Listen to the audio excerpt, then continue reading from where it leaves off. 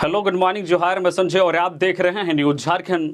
समय हो चला है झारखंड की खबरों को जानने का, तो चलिए जानते हैं आज की झारखंड की 25 मुख्य बड़ी खबरों को। लोकसभा चुनाव 2024, जेएमएम ने राजमहल से विजय हांसदा व सिंहभूम से जोबा मांझी को दिया टिकट। लोकसभा चुनाव 2024 को लेकर झामुमो ने 2 लोकसभा सीटों के लिए प्रत्याशियों की सूची मंगलवार को जारी की। राजमहल से जहां विजय हांसदा को टिकट दिया गया है, वहीं सिंहभूम से जोबा मांझी को प्रत्याशी बनाया गया है। इससे पहले भी झामुमो ने 2 लोकसभा सीटों दुमका व गिरिडीह पर उम्मीदवारों की घोषणा की थी। दुमका से नलिन सोरेन और गिरिडीह लोकसभा सीट से मथुरा प्रसाद महतो को उम्मीदवार बनाया गया है। इस तरह झारखंड मुक्ति मोर्चा ने अब तक 4 लोकसभा सीटों पर उम्मीदवारों के नाम की घोषणा कर दी है। झारखंड में इंडिया गठबंधन के तहत कुल 14 लोकसभा सीटों पर झामुमो, कांग्रेस, राजद व भाकपा माले द्वारा चुनाव लड़ा जा रहा है। झामुमो केंद्रीय समिति के अध्यक्ष शिबू सोरेन के निर्देशानुसार लोकसभा चुनाव को लेकर झारखंड मुक्ति मोर्चा द्वारा दूसरी सूची मंगलवार को जारी की गई। अनुसूचित जनजाति के लिए आरक्षित राजमहल लोकसभा सीट से झामुमो ने विजय हांसदा को फिर मौका दिया है। अभी वे उस सीट से लोकसभा सांसद हैं। पार्टी ने एक बार फिर उन पर भरोसा जताया है।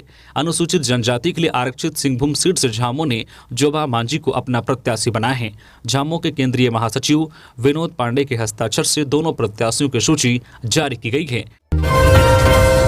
मैं राजमहल संसदीय सीट से निर्दलीय चुनाव लड़ूंगा, विजय हांसदा की उम्मीदवारी के ऐलान पर बोले लोबिन। झारखंड मुक्ति मोर्चा के दिग्गज नेता और बोरियो विधानसभा सीट से विधायक लोबिन हेम्ब्रम ने कहा कि वो राजमहल संसदीय सीट से निर्दलीय प्रत्याशी के रूप में चुनाव लड़ेंगे।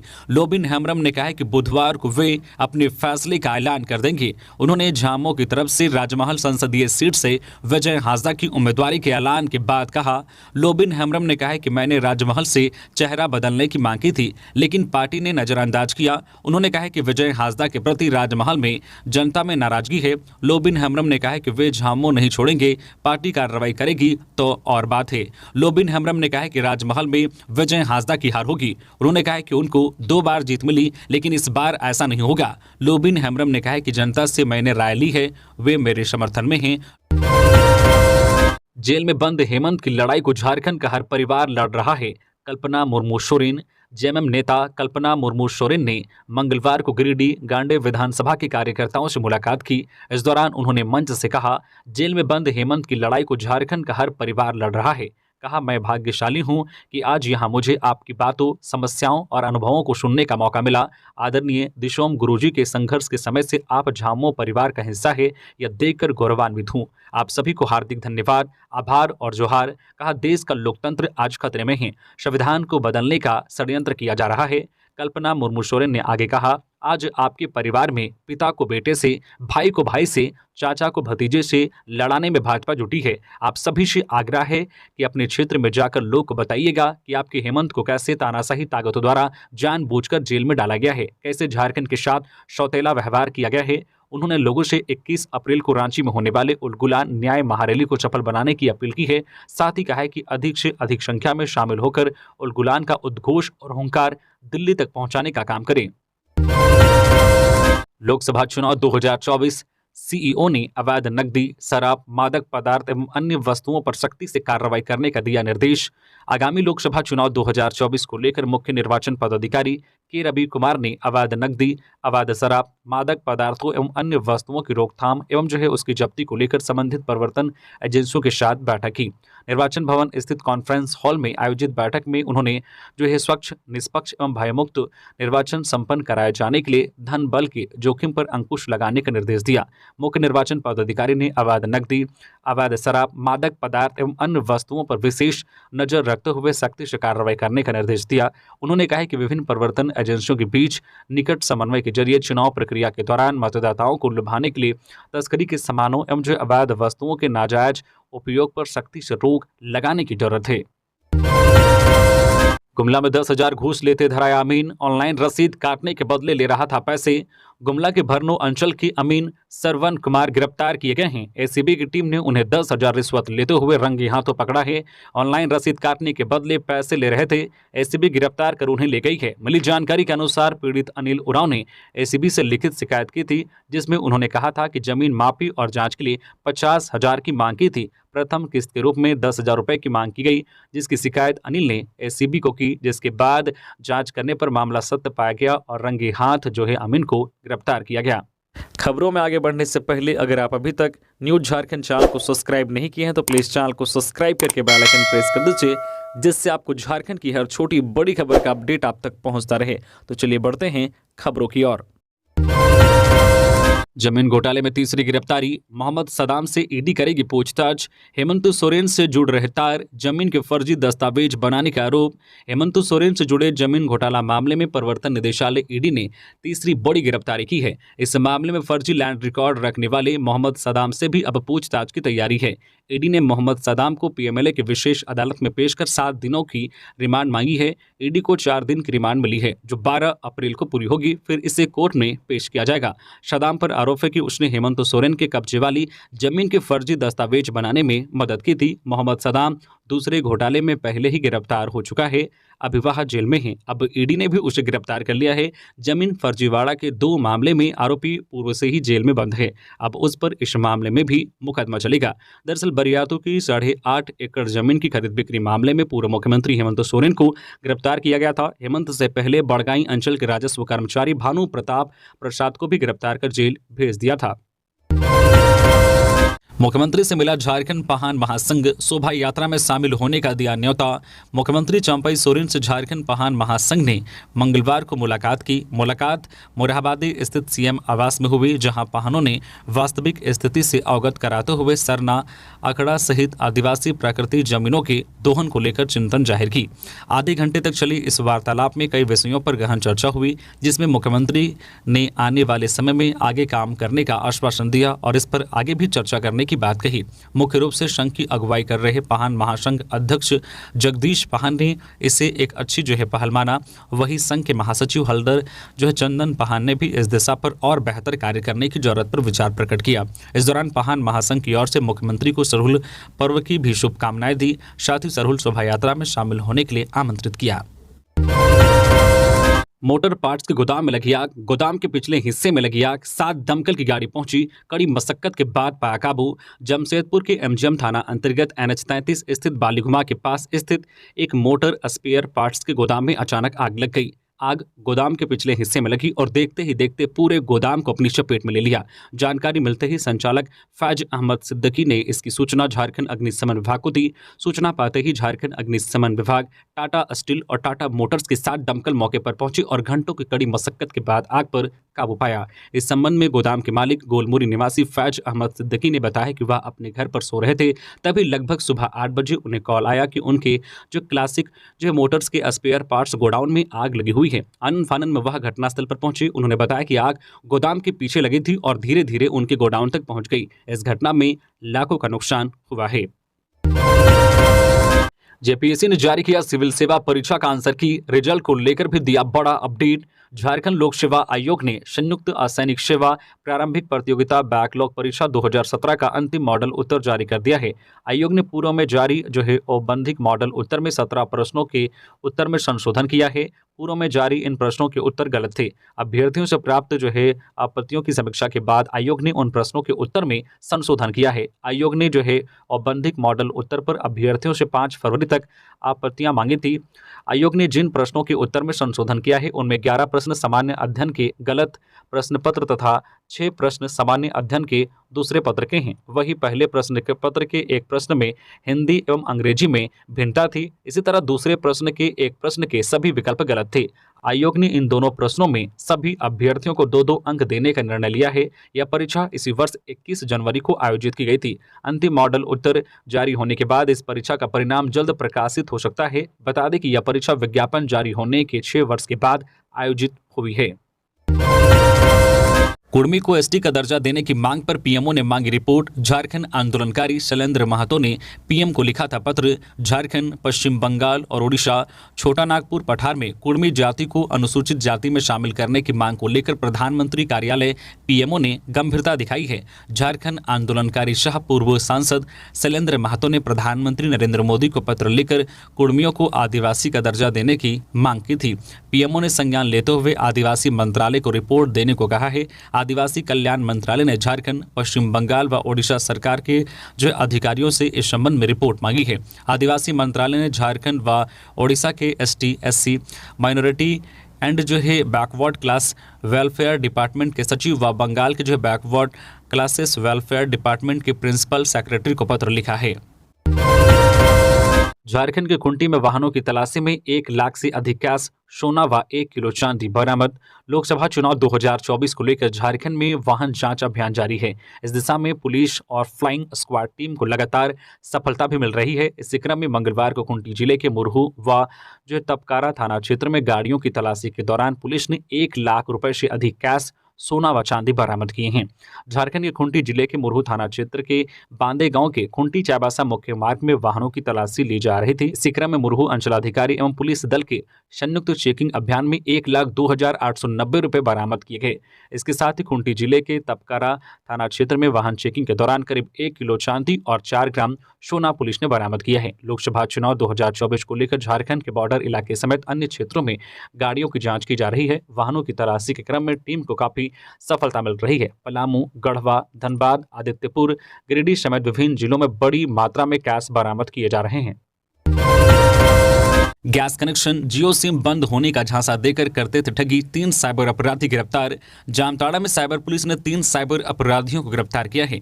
पुलिस को गुप्त सूचना मिली थी कि करमाटांड़ इलाके में कुछ साइबर अपराधी सक्रिय हैं। जामताड़ा एसपी के निर्देश पर टीम का गठन किया गया। इसके बाद मंगलवार को करमाटांड़ इलाके में छापेमारी कर 3 साइबर ठगों को गिरफ्तार किया गया है। गिरफ्तार आरोपियों को न्यायिक हिरासत में भेज दिया गया है। जामताड़ा एसपी ने बताया कि गुप्त सूचना मिली थी कि करमाटांड़ थाना क्षेत्र के रामपुर, माधोपुर और जो है शुक्लताड़ में कुछ लोग साइबर ठगी को अंजाम दे रहे थे। उनके आदेश पर टीम बनाई गई। साइबर थाना प्रभारी अब्दुल रहमान के नेतृत्व में छापेमारी कर 3 साइबर अपराधियों को गिरफ्तार किया गया। इस दौरान टिंकू मंडल, राकेश दास और मनीष कुमार मंडल को पुलिस ने जो है साइबर ठगी के आरोप में गिरफ्तार कर लिया है। इनके पास से 7 एंड्रॉयड मोबाइल फोन सेट, 8 फर्जी सिम कार्ड और 1 एटीएम कार्ड बरामद किया गया है। गिरफ्तारी के बाद सभी आरोपियों से पूछताछ की गई। इस दौरान गिरफ्तार साइबर अपराधियों ने बताया कि वे कैसे लोगों को ठगी का शिकार बनाते थे। उन्होंने पुलिस को बताया कि मोबाइल पर लोगों को फोन करके गैस कनेक्शन बंद होने की बात कहकर लोगों को बेवकूफ़ बनाते थे। गैस कनेक्शन काटने और जियो सिम कार्ड बंद करने का झांसा देकर लोगों से पैसे की ठगी करते थे। दिल्ली में गुलाम अहमद मीर से मिलने पहुंचे गिरिनाथ सिंह। चतरा संसदीय सीट पर चर्चा संभव। गिरिनाथ सिंह इन दिनों दिल्ली में हैं। यहां वो कांग्रेस के बड़े नेताओं से मुलाकात कर रहे हैं। मंगलवार को गिरिनाथ झारखंड कांग्रेस के प्रभारी गुलाम अहमद मीर से मुलाकात करने पहुंचे। इसका एक वीडियो भी सामने आया है। जो जानकारी निकलकर सामने आ रही है उसके अनुसार गिरिनाथ सिंह चतरा से लोकसभा चुनाव लड़ना चाहते हैं। यही वजह है कि पिछले दिनों वह राजद में शामिल हुए थे, लेकिन गठबंधन के तहत चतरा सीट कांग्रेस कोटे में जा रही है। इसलिए अब गिरिनाथ सिंह चाहते हैं कि वह कांग्रेस के सिंबल पर चतरा से चुनाव लड़े। गौरतलब है कि 30 मार्च को गिरिनाथ सिंह ने राबड़ी आवास में लालू यादव से मुलाकात की थी। इसके बाद 2 अप्रैल को पटना में पार्टी कार्यालय में सदस्यता ग्रहण किया। बता दें कि गिरिनाथ सिंह चतरा लोकसभा सीट से खुद को बीजेपी का दावेदार मानकर चल रहे थे, लेकिन बीजेपी ने उनकी जगह कालीचरण सिंह को उम्मीदवार बनाया, जिससे गिरिनाथ नाराज चल रहे थे। जिसके बाद से गिरिनाथ सिंह बगावत के मूड में नजर आ रहे थे। आखिरकार 2 अप्रैल को उन्होंने घर वापसी कर ली है। नए मतदाता 25 अप्रैल तक वोटर लिस्ट में दर्ज करा सकते हैं नाम। लोकसभा चुनाव 2024 में मतदान के लिए रांची लोकसभा क्षेत्र के छूटे हुए 18 वर्ष के योग्य नागरिक 25 अप्रैल तक मतदाता सूची में अपना नाम दर्ज करा सकते हैं। इसके लिए बीएलओ के माध्यम से फॉर्म 6 या ऑनलाइन voters.eci.gov.in के माध्यम से आवेदन कर सकते हैं। इसके साथ ही नागरिक वोटर हेल्पलाइन ऐप डाउनलोड कर आवश्यक जानकारी प्राप्त कर सकते हैं। दूसरे दिन ईडी दफ्तर पहुंची अंबा प्रसाद, बोली मैंने किसी जमीन पर नहीं किया कब्जा, जांच करा ले। अंबा प्रसाद ईडी के बुलावे पर दूसरे दिन भी कार्यालय पहुंची। मंगलवार को 3 बजे अंबा प्रसाद ईडी दफ्तर में हाजिर हुई। इस दौरान मीडिया से बातचीत में अंबा ने कहा कि ईडी के बुलावे पर वह आई है और जब उन्हें बुलाया जाएगा वह तब जाएंगी। उन्होंने कहा कि जमीन से जुड़े किसी भी मामले में उनसे कोई सवाल नहीं पूछे गए हैं। हालांकि मीडिया की तरफ से पूछे गए सवालों का अंबा खुलकर जवाब नहीं दे रही थी। जमीन पर अवैध कब्जे को लेकर अंबा प्रसाद ने कहा कि जिस जमीन पर कब्जे का आरोप उन पर लगाया है वह सरकारी है। उन्होंने या उनके परिवार में किसी सदस्य ने किसी के जमीन पर जबरन कब्जा नहीं किया है। उन्होंने कहा कि सरकारी जमीन की खरीद बिक्री या उस पर कब्जा कैसे हो सकता है। ऐसे में अधिकारी को चाहिए कि वह इसकी निष्पक्ष जांच करे और विक्टिम का पता लगाए। अंबा ने कहा कि जमीन विवाद आज के समय में आम है। गौरतलब है कि सोमवार को अंबा प्रसाद ईडी के दूसरे समन पर हाजिर हुई थी। इस दौरान उनसे लंबी पूछताछ की गई। मिली जानकारी के मुताबिक लगभग 8 से 9 घंटे की पूछताछ में अंबा से ईडी के अधिकारियों ने जमीन पर अवैध कब्जे और कोयले बालू की तस्करी से जुड़े सवाल पूछे। हालांकि अंबा के जवाब से ईडी के अधिकारी जो संतुष्ट नहीं थे। फिलहाल दूसरे दिन भी अंबा प्रसाद से पूछताछ जारी रही। अमरनाथ गिरोह का शूटर गिरफ्तार, मानगो पुल के नीचे दुर्गा मंदिर के पास धराया, हथियार भी हुआ बरामद, कई मामलों में था फरार। जमशेदपुर के अमरनाथ गिरोह के सक्रिय शूटर राहुल सिंह उर्फ राहुल कूतो को पुलिस ने गिरफ्तार कर लिया है। राहुल की गिरफ्तारी मंगलवार सुबह मानगो पुल के नीचे दुर्गा मंदिर के पास से हुई। तलाशी के क्रम में राहुल के पास से पुलिस ने एक देसी कट्टा और 2 जिंदा गोली बरामद किया है। मंगलवार को मामले की जानकारी देते हुए एसएसपी किशोर कौशल ने बताया कि गुप्त सूचना मिली थी कि राहुल क्षेत्र में किसी घटना को अंजाम देने की फिराक में घूम रहा है। इसी बीच मानगो पुल के पास उसे देखा गया। पुलिस को देख राहुल भागने लगा। हालांकि उसे खदेड़कर पकड़ लिया गया। स्कूलों में लापरवाही, 14 शिक्षकों का वेतन रुका, 4 स्कूलों को सौकूच। राज्य शिक्षा परियोजना के तहत राज्य स्तरीय अनुश्रवण दल ने मंगलवार को दूसरे दिन भी राज्य के विभिन्न जिलों के सरकारी स्कूलों का औचक निरीक्षण किया। राज्य शिक्षा परियोजना के निर्देशों की अवहेलना करने के मामले में कई शिक्षकों और स्कूलों के एचएम को सौकूच जारी किया गया है। मिली खबर के मुताबिक 14 शिक्षकों का वेतन रोका गया और 4 स्कूलों को सौकूच नोटिस जारी किया गया। जिलेवार समीक्षा के दौरान पदाधिकारियों ने शिक्षकों, प्रधानाध्यापकों और वार्डन को फटकार लगाते हुए 15 दिन के अंदर स्कूलों की स्थिति में सुधार लाने का निर्देश दिया। बता दें कि राज्य स्तरीय अनुश्रवण दल की अभियान की मॉनिटरिंग करते हुए राज्य शिक्षा परियोजना निदेशक आदित्य रंजन ने लापरवाही बरत रहे स्कूलों के खिलाफ कड़ी कार्रवाई की अनुशंसा करने का निर्देश दिया है।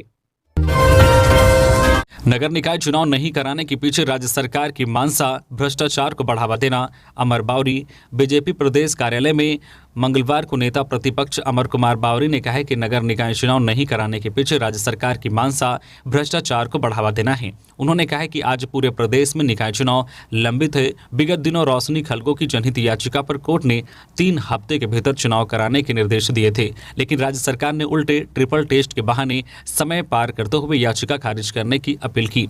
कहा कि राज्य सरकार की मानसा साफ नहीं है। ये सरकार नगर निकायों के माध्यम से भ्रष्टाचार को बढ़ावा देना चाहती है। बावरी ने आगे कहा, सरकार को पता है कि बिना ट्रिपल टेस्ट के चुनाव नहीं कराए जा सकते। यह सरकार ट्रिपल टेस्ट कराने की दिशा में भी शांत बैठी है।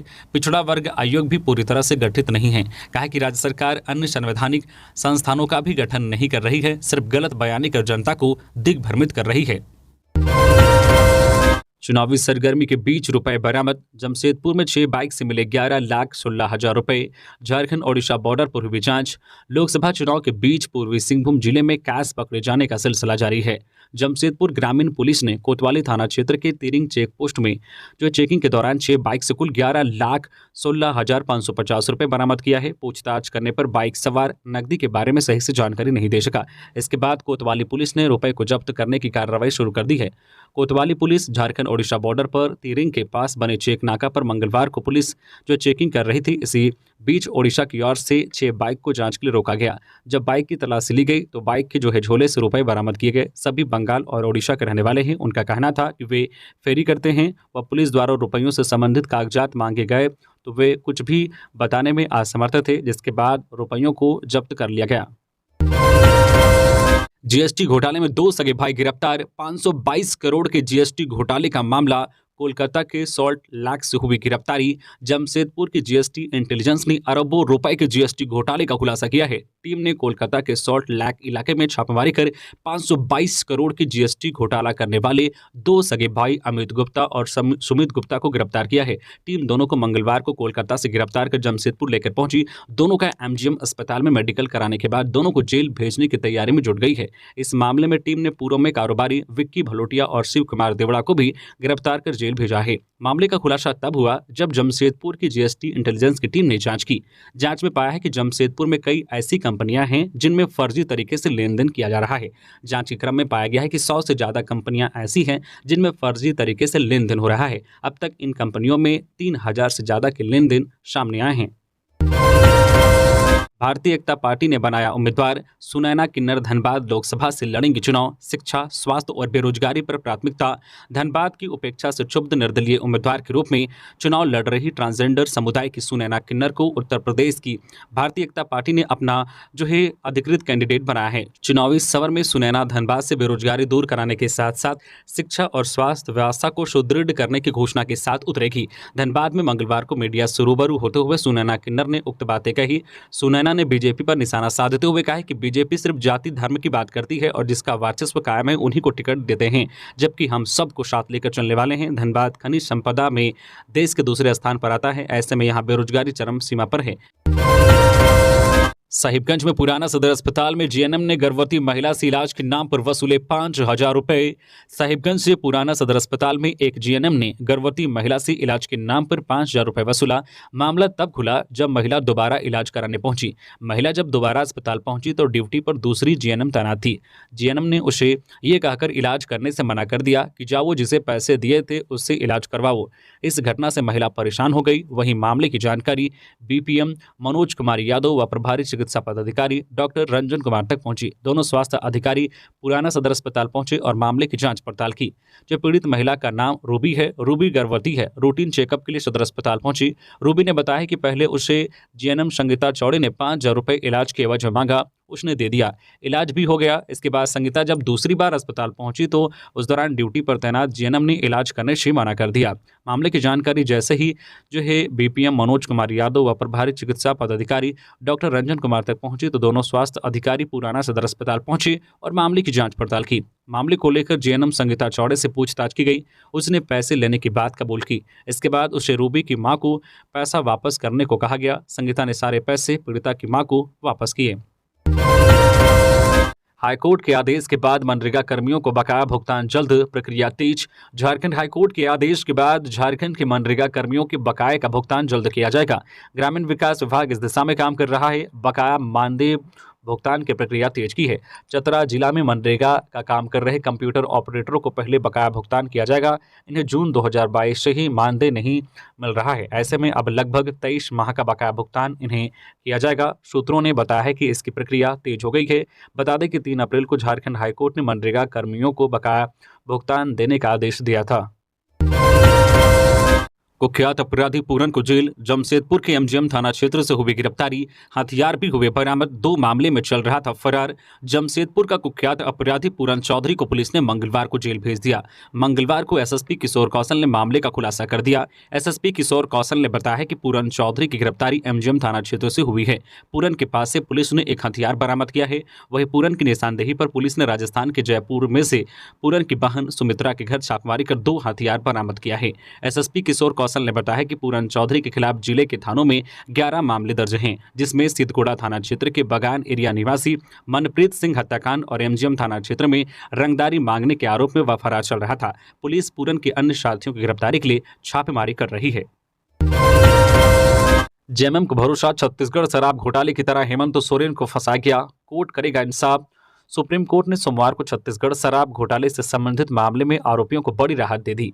शीर्ष कोर्ट ने आरोपियों के खिलाफ मनी लॉन्ड्रिंग के मामले को रद्द कर दिया। सुप्रीम कोर्ट ने कहा है कि शिकायत आयकर अधिनियम के अपराध पर आधारित थी या पीएमएलए के अनुसार शेड्यूल अपराध नहीं है। सुप्रीम कोर्ट के इस फैसले पर जेएमएम ने खुशी जाहिर की है। वहीं जेएमएम के केंद्रीय महासचिव शाह प्रवक्ता सुप्रियो भट्टाचार्य ने कहा है कि ईडी को लेकर टिप्पणी की गई और छत्तीसगढ़ में साजिश कर जिस तरह से कांग्रेस सरकार को अस्थिर किया गया, छत्तीसगढ़ में हुए शराब घोटाले को, पीएमएलए के मामले को सुप्रीम कोर्ट ने खारिज कर दिया। अब यह साफ हो गया है कि बीजेपी कंगारू के रूप रूप में सामने आई है और वही झोला पीएम ने साथ ले लिया है और इस झोले में ईडी, सीबीआई और भ्रष्टाचारियों को भर लिया है। इस चीज को सुप्रीम कोर्ट ने पकड़ लिया और जो है इलेक्ट्रल जो है बॉन्ड को गलत साबित कर दिया गया। ठीक इसी तरह से हमारे नेता हेमंत सोरेन के साथ हुआ। जब चुनाव नजदीक आए तो उन्हें जेल में डाल दिया गया कि चुनाव प्रचार नहीं कर पाए। ये थी आज की झारखंड की टॉप बड़ी खबरें। इसी तरह से झारखंड की हर छोटी बड़ी खबर देखने के लिए आप हमारे चैनल न्यूज झारखंड चैनल को सब्सक्राइब करके बेल आइकन प्रेस कर दीजिए, जिससे झारखंड की हर छोटी बड़ी खबर का अपडेट आप तक पहुंचता रहे। तो अभी के लिए बस इतना ही, हमें दीजिए इजाजत, फिर मिलते हैं नेक्स्ट खबरों के साथ। धन्यवाद।